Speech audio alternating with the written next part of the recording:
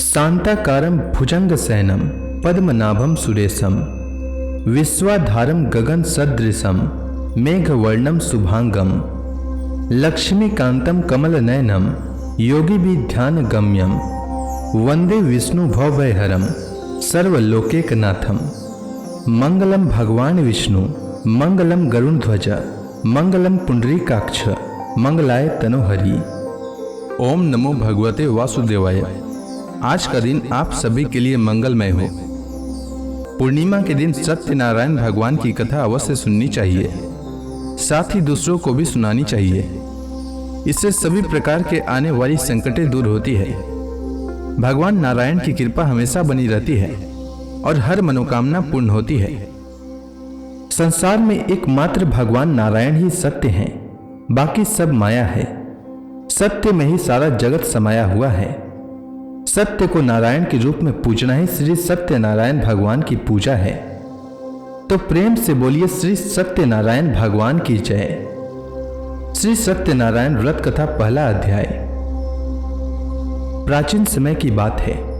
नैमिषारण्य तीर्थ में शौनक आदि 88,000 ऋषियों ने श्री सूत जी से पूछा, हे प्रभु, इस कलयुग में वेद विद्या रहित मनुष्यों को प्रभु भक्ति किस प्रकार मिलेगी तथा उनका उद्धार कैसे होगा। हे मुनिश्रेष्ठ, कोई ऐसा तप कहिए जिसमें थोड़े समय में पुण्य प्राप्त हो तथा मनवांछित फल भी मिले। वह कथा सुनने की हमारी प्रबल इच्छा है। सर्वशास्त्र ज्ञाता श्री सूत जी बोले, हे वैष्णव में पूज्य, आप सब ने प्राणियों के हित की बात पूछी है। अब मैं उस श्रेष्ठ व्रत को आप लोगों से कहूंगा जिस व्रत को नारद जी ने श्री लक्ष्मी नारायण भगवान से पूछा था और श्री लक्ष्मीपति ने मुनि श्रेष्ठ नारद जी से कहा था। यह कथा ध्यान से सुनिए। एक समय की बात है। योगी राज नारद जी दूसरों के हित की इच्छा से अनेक लोकों में घूमते हुए मृत्यु लोक में आ पहुंचे। वहां बहुत से योनियों में जन्मे हुए मनुष्यों को अपने कर्मों के द्वारा अनेक दुखों से पीड़ित देखकर किस यत्न को करने से निश्चय ही इनके दुखों का अंत हो सकेगा, ऐसा मन में सोचकर इंद्रलोक को गए। वहां श्वेत वर्ण और 4 भुजाओं वाले देवों के इस नारायण को देखकर स्तुति करने लगे। हे भगवान, आप अत्यंत शक्ति से संपन्न हैं। मन तथा वाणी भी आपको नहीं पा सकती। आपका आदि मध्य अंत नहीं है। आप निर्गुण स्वरूप सृष्टि के कारण भक्तों के दुखों को नष्ट करने वाले हो।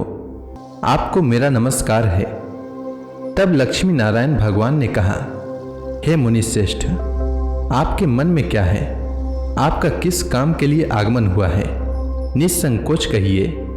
तब नारद मुनि बोले, मृत्यु लोक में सब मनुष्य जो अनेक योनियों में पैदा हुए हैं, अपने अपने कर्मों के द्वारा अनेक दुखों से दुखी हो रहे हैं। हे नाथ, मुझ पर दया रखते हैं तो बताइए कि उन मनुष्यों के सब दुख थोड़े से प्रयत्न से कैसे दूर हो सकते हैं। श्री भगवान जी बोले, हे नारद, मनुष्यों की भलाई के लिए तुमने बहुत ही अच्छी बात पूछी है। जिस काम के करने से मनुष्य मोह से हट जाता है वह मैं कहता हूं, सुनो। बहुत पुण्य देने वाला, स्वर्ग तथा मृत्यु लोक दोनों में दुर्लभ यह उत्तम व्रत अच्छी तरह विधान पूर्वक संपन्न करके मनुष्य मोह से छूट जाता है। आज मैं यह उत्तम व्रत प्रेमवश होकर तुमसे कहता हूं। श्री सत्यनारायण भगवान का यह कथा अच्छी तरह विधान पूर्वक संपन्न करके मनुष्य तुरंत ही यहाँ सुख भोग कर मरने पर मोक्ष को प्राप्त होता है। श्री भगवान के वचन सुनकर नारद मुनि बोले कि उस व्रत का फल क्या है, क्या विधान है, किसने यह व्रत किया है और किस दिन यह व्रत करना चाहिए। हे भगवान, मुझसे विस्तार पूर्वक कहिए।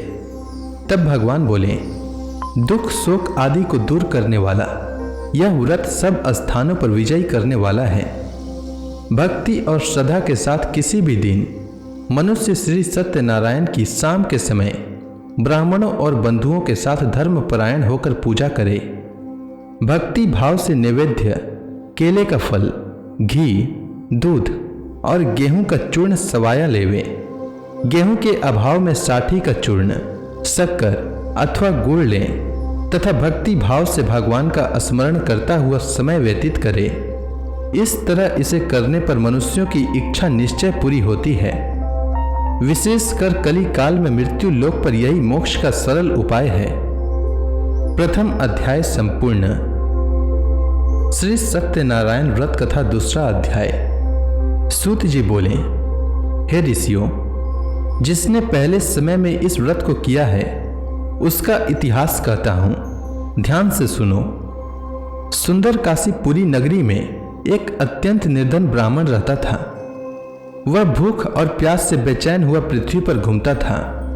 ब्राह्मणों से प्रेम करने वाले श्री भगवान ने ब्राह्मण को दुखी देखकर बुढ़े ब्राह्मण का रूप धारण कर उसके पास जाकर आदर के साथ पूछा, हे विप्र, तुम नित्य ही दुखी होकर पृथ्वी पर क्यों घूमते हो? हे श्रेष्ठ ब्राह्मण, यह सब मुझसे कहो, मैं सुनना चाहता हूं। ब्राह्मण बोला, मैं निर्धन ब्राह्मण हूं, भिक्षा के लिए पृथ्वी पर फिरता हूं। हे भगवान, यदि आप इससे छुटकारा का उपाय जानते हो तो कृपा कर कहो। वृद्ध ब्राह्मण बोला कि श्री सत्यनारायण भगवान मनवांछित फल देने वाले हैं, इसलिए हे ब्राह्मण, तुम उनका पूजन करो, जिसके करने से मनुष्य सब दुखों से मुक्त हो जाता है। ब्राह्मण को व्रत का सारा विधान बतलाकर बुढ़े ब्राह्मण का रूप धारण करने वाले श्री सत्यनारायण भगवान अंतर्ध्यान हो गए। जिस व्रत को वृद्ध ब्राह्मण ने बतलाया है मैं उसको करूंगा, ऐसा निश्चय कर उस ब्राह्मण को रात में नींद नहीं आई। वह सवेरे उठकर श्री सत्यनारायण भगवान के व्रत का निश्चय कर भिक्षा के लिए चल दिया। उस दिन उसको भिक्षा में बहुत धन मिला, जिससे बंधु बांधवों के साथ उसने श्री सत्यनारायण भगवान का व्रत किया। इसके करने से विप्र सब दुखों से छुटकर अनेक प्रकार के संपत्तियों से युक्त हुआ। उस समय से वह विप्र हर माह व्रत करने लगा। इस तरह सत्यनारायण भगवान के व्रत को जो करेगा वह सब पापों से छूट जाता है। क्या कहूं? ऋषि बोले, हे मुनीश्वर, संसार में इस विप्र से सुनकर किस किस ने इस व्रत को किया हम सब सुनना चाहते हैं। इसके लिए हमारे मन में श्रद्धा है। सूत जी बोले, हे मुनियों, जिसने इस व्रत को किया वह सब सुनो। एक समय एक वृद्ध ब्राह्मण धन और ऐश्वर्य के अनुसार बंधु बांधवों के साथ व्रत करने को तैयार हुआ। उसी समय एक लकड़ी बेचने वाला बुढ़ा आदमी आया और बाहर लकड़ियों को रखकर विप्र के मकान में गया। प्यास से दुखी होकर लकड़हारा उनको व्रत करते देखकर विप्र को नमस्कार कर कहने लगा कि आप यह किसका पूजन कर रहे हैं और इस व्रत को करने से क्या फल मिलता है, कृपा करके मुझसे कहिए। ब्राह्मण ने कहा, सब मनोकामनाओं को पूर्ण करने वाले यह श्री सत्यनारायण भगवान का व्रत है। इनकी ही कृपा से मेरे यहाँ धन धान्य आदि की वृद्धि हुई है। विप्र से इस बारे में जानकर लकड़हारा बहुत प्रसन्न हुआ। भगवान का चना अमृत ले और भोजन करने के बाद अपने घर को गया। लकड़हारे ने अपने मन में इस प्रकार का संकल्प किया कि आज ग्राम से लकड़ी बेचने से जो धन मिलेगा उसी से श्री सत्यनारायण भगवान का उत्तम व्रत करूंगा। यह मन में विचार कर वह बुढ़ा आदमी लकड़ियां अपने सिर पर रखकर जिस नगर में धनवान लोग रहते थे वह ऐसे सुंदर नगर में गया। उस रोज वहां पर उसे उन लकड़ियों का दाम पहले दिनों से चौगुना मिला और प्रसन्न होकर पके केले की फली, शक्कर, घी, दुग्ध, दही और गेहूं का चूर्ण इत्यादि श्री सत्यनारायण भगवान के व्रत की कुल सामग्रियों को लेकर अपने घर गया।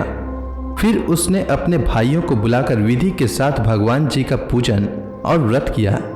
उस व्रत के प्रभाव से वह बुढ़ा लकड़हारा धन पुत्र आदि से युक्त हुआ और संसार के समस्त सुख भोग कर बैकुंठ को चला गया। दूसरा अध्याय संपूर्ण। श्री सत्यनारायण व्रत कथा तीसरा अध्याय। श्री सूत जी बोले, हे ऋषि मुनियों, अब मैं आपको आगे की कथा सुनाता हूँ।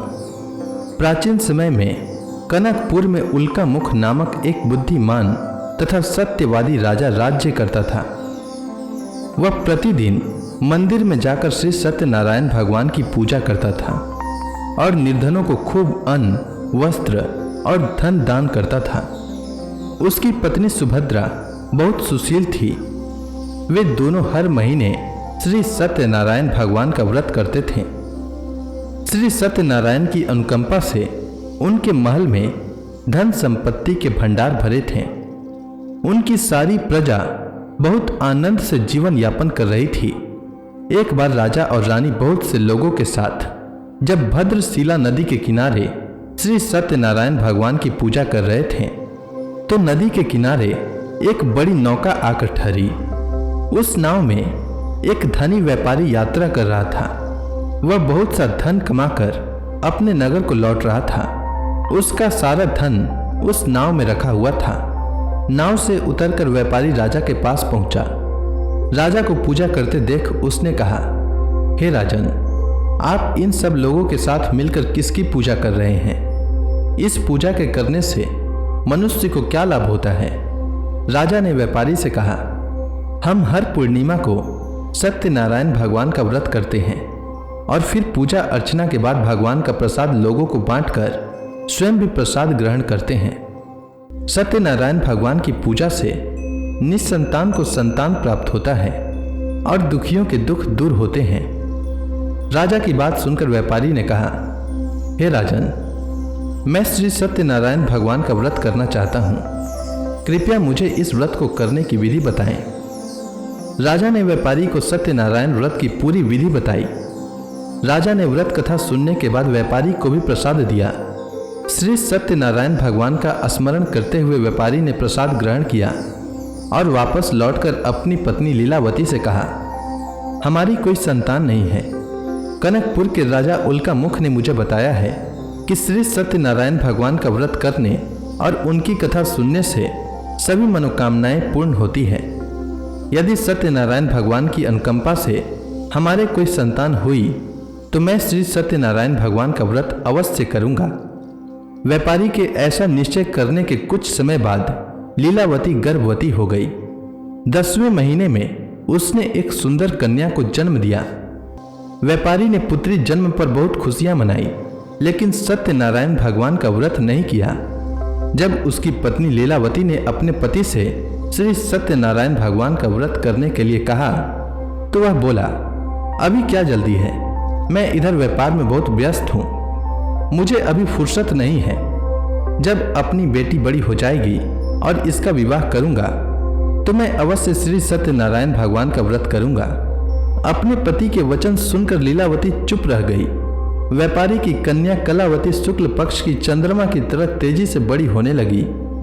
पलक झपकते ही 16 वर्ष बीत गए। एक दिन व्यापार में बहुत सा धन कमाकर घर लौटे व्यापारी ने अपनी बेटी को सहेलियों के साथ उपवन में देखा तो उसे उसके विवाह की चिंता होने लगी।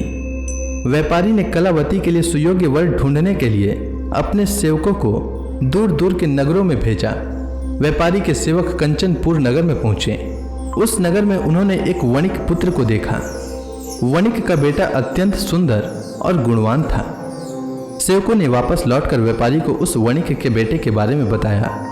व्यापारी उस सुंदर लड़के को देखकर बहुत प्रसन्न हुआ और कलावती का विवाह बहुत धूमधाम से उसके साथ कर दिया। दहेज में उस वणिक पुत्र को बहुत सा धन दिया। कलावती का विवाह भी हो गया, लेकिन व्यापारी ने श्री सत्यनारायण भगवान का व्रत नहीं किया। लीलावती ने अपने पति से कहा, हे नाथ, आपने कलावती के विवाह पर श्री सत्यनारायण भगवान का व्रत करने का निश्चय किया था, अब तो आपको व्रत कर ही लेना चाहिए। पत्नी की बात सुनकर व्यापारी ने कहा, अभी तो मैं अपने दामाद के साथ व्यापार पर जा रहा हूँ। व्यापार से लौटने पर श्री सत्यनारायण भगवान का व्रत पूजा अवश्य करूंगा। यह कहकर व्यापारी ने कई नावों में सामान भरा और अपने दामाद तथा सेवकों के साथ व्यापार के लिए निकल पड़ा। उस व्यापारी द्वारा बार बार व्रत का निश्चय करने और फिर व्रत न करने से सत्यनारायण भगवान क्रोधित हो गए और व्यापारी को दंड देने का निश्चय किया। व्यापारी अपने दामाद के साथ रत्नसारपुर में पहुंचकर व्यापार करने लगा। एक दिन कुछ चोर महल से चोरी करके भाग रहे थे। सैनिक उनका पीछा कर रहे थे। भागते हुए चोरों ने सैनिकों से बचने के लिए चोरी का धन अवसर पाकर व्यापारी की नाव में छुपा दिया। खाली हाथ चोर आराम से भाग गए। चोरों का पीछा करते हुए सैनिक व्यापारी के पास पहुंचे। उन्होंने व्यापारी की नाव की तलाशी ली तो उन्हें राजा का चोरी किया गया धन मिल गया। तब सैनिक व्यापारी और उसके दामाद को बंदी बनाकर राजा के पास ले गए। राजा ने उन दोनों को बंदी गृह में डाल दिया और उनका सारा धन ले लिया। श्री सत्यनारायण भगवान के प्रकोप से उधर लीलावती पर भी मुसीबतों का पहाड़ टूट पड़ा। उसके घर में चोरी हो गई और चोर सारा धन चुरा कर ले गए। घर में खाने के लिए अन्न भी नहीं बचा था। भूख प्यास से व्याकुल होकर व्यापारी की बेटी कलावती एक ब्राह्मण के घर गई। उस ब्राह्मण के घर में श्री सत्यनारायण भगवान की व्रत कथा हो रही थी। उसने भी वहां बैठकर व्रत कथा का श्रवण किया और प्रसाद लिया। घर लौटकर कलावती ने अपनी मां लीलावती को सारी बात बताई। कलावती से श्री सत्यनारायण भगवान की व्रत कथा की बात सुनकर लीलावती ने भी व्रत करने का निश्चय किया। अगले दिन लीलावती ने अपने परिवार और आसपास के लोगों के साथ श्री सत्यनारायण भगवान की पूजा की। पूजा के बाद सबको प्रसाद बांटकर स्वयं भी प्रसाद ग्रहण किया। लीलावती ने अपने पति और दामाद के घर लौट आने की मनोकामना से श्री सत्यनारायण भगवान का व्रत किया था। लीलावती के विधि पूर्वक व्रत करने और प्रसाद ग्रहण करने से श्री सत्यनारायण भगवान ने प्रसन्न होकर उसकी मनोकामना पूरी की। उन्होंने राजा चंद्रकेतु को स्वप्न में दर्शन देकर कहा, हे राजन, व्यापारी और उसका दामाद बिल्कुल निर्दोष है। सुबह उठते ही दोनों को मुक्त कर दो। उन दोनों का सारा धन भी वापस लौटा दो। यदि तुमने ऐसा नहीं किया तो मैं तुम्हारा सारा वैभव नष्ट कर दूंगा। इतना कहकर श्री सत्यनारायण भगवान अंतर ध्यान हो गए। प्रातः होते ही राजा चंद्रकेतु ने अपने मंत्रियों और राज ज्योतिषियों को रात के स्वप्न की बात बताई तो सबने व्यापारी और उसके दामाद को छोड़ देने के लिए कहा। राजा चंद्रकेतु ने तुरंत उस व्यापारी और उसके दामाद को छोड़ दिया। उनका सारा धन भी वापस कर दिया। इस प्रकार श्री सत्यनारायण भगवान की अनुकंपा से व्यापारी और उसका दामाद दोनों खुशी खुशी अपने नगर की ओर चल दिए। तृतीय अध्याय समाप्त। श्री सत्यनारायण व्रत कथा चतुर्थ अध्याय। श्री सूत जी बोले, उस व्यापारी ने अपने दामाद के साथ शुभ मुहूर्त में नाव द्वारा रत्नसारपुर से प्रस्थान किया। लंबी यात्रा करने के बाद व्यापारी ने एक नगर के किनारे नाव को रोककर भोजन किया और फिर दोनों विश्राम करने लगे। तभी श्री सत्यनारायण भगवान साधु के रूप में व्यापारी के पास पहुंचे और पूछा, हे वणिक, तेरी नाव में क्या सामान लदा हुआ है? व्यापारी ने मन ही मन सोचा, दंडी साधु अवश्य ही कुछ मांगने की इच्छा से सामान के बारे में पूछ रहा है। यह सोचकर व्यापारी ने झूठ बोला, हे दंडी स्वामी, मेरी नाव में तो बेल और पत्ते भरे हुए हैं। व्यापारी के झूठे वचन सुनकर सत्यनारायण भगवान ने क्रोधित होते हुए कहा, हे वैश्य, जो तुमने कहा है वही सत्य होगा। इतना कहकर सत्यनारायण भगवान कुछ दूर जाकर अंतर ध्यान हो गए। उधर व्यापारी दंडी साधु को वहां से खाली हाथ लौटाकर बहुत प्रसन्न हुआ। लेकिन जब व्यापारी ने अपनी नाव में बेल और पत्ते भरे हुए देखे तो वह जोर जोर से विलाप करने लगा और मन ही मन अपने झूठ बोलने पर प्रायश्चित करने लगा। रोते रोते व्यापारी मूर्छित हो गया। कुछ देर बाद जब उसकी मूर्छा नष्ट हुई तो वह फिर विलाप करने लगा। तब उसके दामाद ने कहा, आप इतना दुखी मत होइए, यह सब उस दंडी साधु के शाप के कारण हुआ है। अतः वह दंडी महाराज हमें इस विपत्ति से छुटकारा दिला सकते हैं। दामाद के वचन सुनकर व्यापारी दंडी साधु की तलाश में चल दिया। कुछ देर ढूंढने पर उसे एक वृक्ष के नीचे दंडी साधु के रूप में सत्यनारायण भगवान मिल गए। व्यापारी ने दंडी साधु के चरणों पर गिरकर झूठ बोलने की क्षमा मांगी। दंडी स्वरूप सत्यनारायण भगवान बोले, हे वणिक पुत्र, तेरे बार बार झूठ बोलने के कारण ही मैंने तुझे इतना दंड दिया है। तूने बार बार सत्यनारायण भगवान अर्थात मेरी पूजा करने के लिए कहा, लेकिन कभी पूजा की नहीं। व्यापारी ने तब हाथ जोड़कर कहा, हे भगवान, आप तो दिन दुखियों के कष्ट दूर करने वाले हैं, सबकी मनोकामनाएं पूरी करते हैं। मेरी इस गलती को भी क्षमा करिए। आपके रूप को तो ब्रह्मा जी भी नहीं जान पाते, फिर भला मैं अज्ञानी कैसे आपकी लीला को समझ पाता। अब मैं जीवन में कभी झूठ नहीं बोलूंगा, सदैव श्री सत्यनारायण भगवान का व्रत और पूजा किया करूंगा। आप मुझ पर अनुकंपा करें। व्यापारी की क्षमा याचना सुनकर दंडी साधु ने उसे क्षमा कर दिया। उसी समय व्यापारी की नाव में भरे हुए बेल और पत्ते धन धान्य में परिवर्तित हो गए। व्यापारी ने अपने सेवकों के साथ अगले दिन श्री सत्यनारायण भगवान का व्रत करके उनकी पूजा की। सबको प्रसाद वितरित करके स्वयं भी प्रसाद ग्रहण किया। उसके बाद व्यापारी ने अपने नगर की ओर प्रस्थान किया। अपने नगर में पहुंचकर व्यापारी ने एक सेवक को अपने घर भेजा। सेवक ने उसके घर पहुंचकर लीलावती को सूचित किया।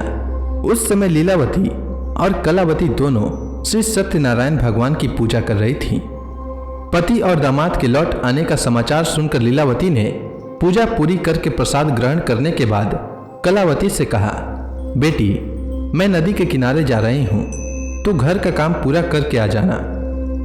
यह कहकर लीलावती नदी की ओर चल पड़ी, परंतु कलावती पति से मिलने की खुशी में प्रसाद ग्रहण किए बिना ही घर से निकलकर नदी के किनारे जा पहुंची। उसके प्रसाद ग्रहण न करने के कारण सत्यनारायण भगवान क्रोधित हो गए। उन्होंने व्यापारी की नाव को नदी में डुबो दिया। अपने पति को वहां न देखकर कलावती ने जोर जोर से रोना शुरू कर दिया। तब व्यापारी ने कहा, पुत्री, अवश्य ही तुझसे कोई भूल हुई है। उस भूल के कारण ही श्री सत्यनारायण भगवान ने तुझे यह दंड दिया है। तब व्यापारी ने सत्यनारायण भगवान से प्रार्थना की, हे भगवान, मेरे परिवार के किसी स्त्री पुरुष से कोई भूल हुई हो तो उसे अवश्य क्षमा कर देना। तभी आकाशवाणी हुई, हे वणिक पुत्र, तेरी कन्या मेरा प्रसाद ग्रहण किए बिना ही चली आई है। यदि अब घर पहुंचकर तेरी कन्या प्रसाद ग्रहण करके वापस आए तो उसे पति के दर्शन होंगे और डूबी हुई नावें भी जल के ऊपर आ सकेंगी। कलावती ने वैसा ही किया। उसके प्रसाद ग्रहण करके वापस लौटने पर नावें जल के ऊपर आ गई। दामाद भी सुरक्षित नदी से निकल आया। घर लौटकर व्यापारी ने अपने परिवार और बंधु बांधवों के साथ मिलकर विधि अनुसार श्री सत्यनारायण भगवान की पूजा की, जिसके बाद उसकी सभी मनोकामनाएं पूरी हुई और वह आनंद पूर्वक जीवन यापन करता हुआ विष्णु लोक को चला गया। चतुर्थ अध्याय समाप्त। श्री सत्यनारायण व्रत कथा पंचम अध्याय। श्री सूत जी बोले, हे ऋषि मुनियों, मैं और भी कथा सुनाता हूँ। कौशलपुर में एक राजा था तुंगध्वज। उसकी प्रजा उसकी छत्र छाया में आनंद पूर्वक रह रही थी। राजा तुंगध्वज अपनी प्रजा के सुख दुख का बड़ा ध्यान रखता था, लेकिन एक बार उसने भी सत्यनारायण भगवान का प्रसाद ग्रहण नहीं किया। तब सभी को चिंताओं से मुक्त करके धन संपत्ति से भंडार भरकर प्राणियों को जीवन के सभी सुख देने वाले श्री सत्यनारायण भगवान ने राजा को प्रसाद ग्रहण न करने का दंड दिया।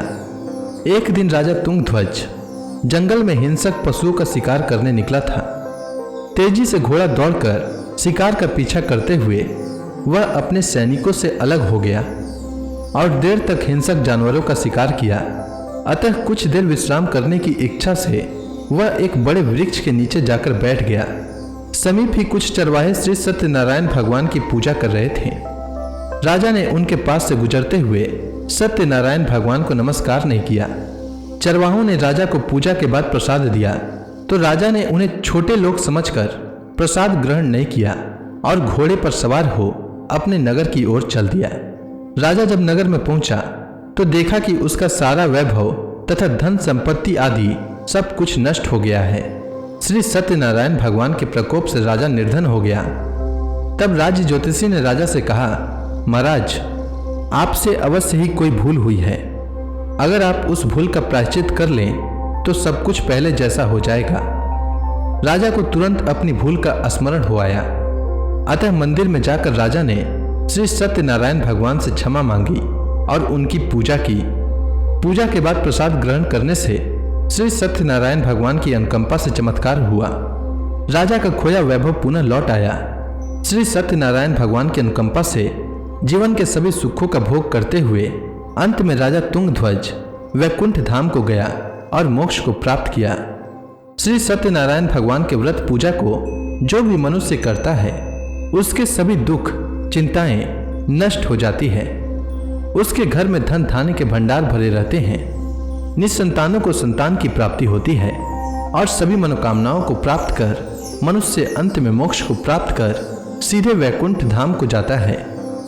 श्री सूत जी ने कुछ पल रुक कर कहा, हे श्रेष्ठ मुनियों, श्री सत्यनारायण भगवान के व्रत को पूर्व जन्म में जिन लोगों ने किया उन्हें दूसरे जन्म में भी सभी तरह के सुख प्राप्त हुए। वृद्ध सतानंद ब्राह्मण ने पूर्व जन्म में सत्यनारायण का विधिवत व्रत किया तो दूसरे जन्म में सुदामा के रूप में भगवान की पूजा करते हुए अंत में मोक्ष को प्राप्त कर वैकुंठ धाम को चला गया। उल्का मुख राजा अगले जन्म में राजा दशरथ के रूप में मोक्ष को प्राप्त करके वैकुंठ को गए। व्यापारी ने मोर ध्वज के रूप में जन्म लिया और अपने पुत्र को आरे से चिरकर भगवान की अनुकंपा से वैकुंठ को प्राप्त किया। राजा तुंग ध्वज अगले जन्म में मनु के रूप में जन्म लेकर भगवान का पूजा पाठ करते हुए लोकप्रिय होकर सत्कर्म करते हुए मोक्ष को प्राप्त कर वैकुंठ धाम को चले गए।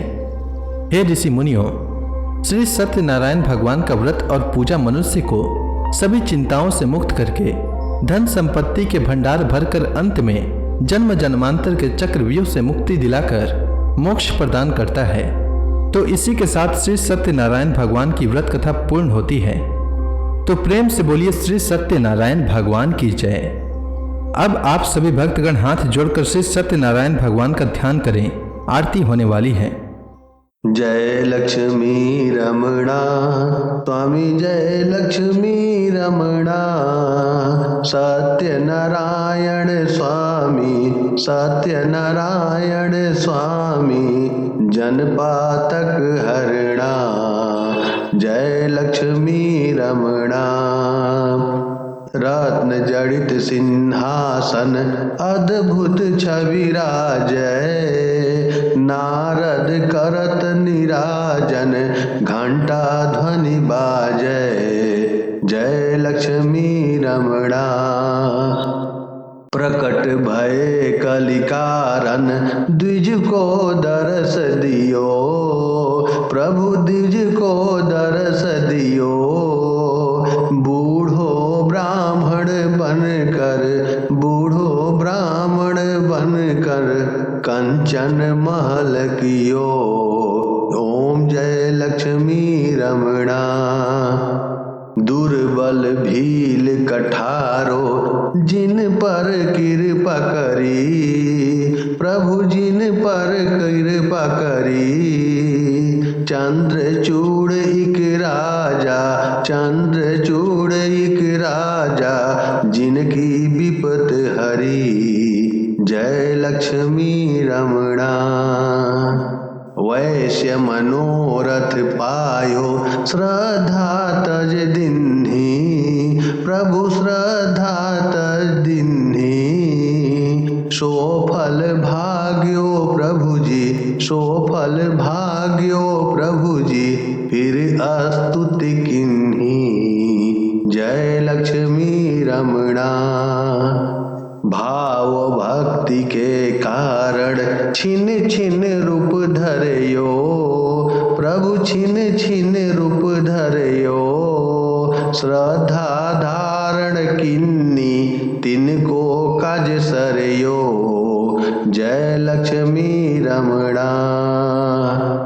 ग्वाल बाल संग राजा वन में भक्ति करी, प्रभु वन में भक्ति करी, मन वांछित फल दीना, मन वांछित फल दीना, दिन दयालु हरि, जय लक्ष्मी रमणा। चढ़त प्रसाद सवायो कदली फल मेवा, प्रभु कदली फल मेवा, धूप दीप तुलसी से राजी सत्य देवा, जय लक्ष्मी रमणा। सत्यनारायण जी की आरती जो कोई नर गावे, प्रभु आरती जो कोई नर गावे, रिद्धि सिद्धि सुख संपत्ति, रिद्धि सिद्धि पति जी भर के पावे। जय लक्ष्मी रमणा। प्रेम से बोलिए सत्यनारायण भगवान की जय।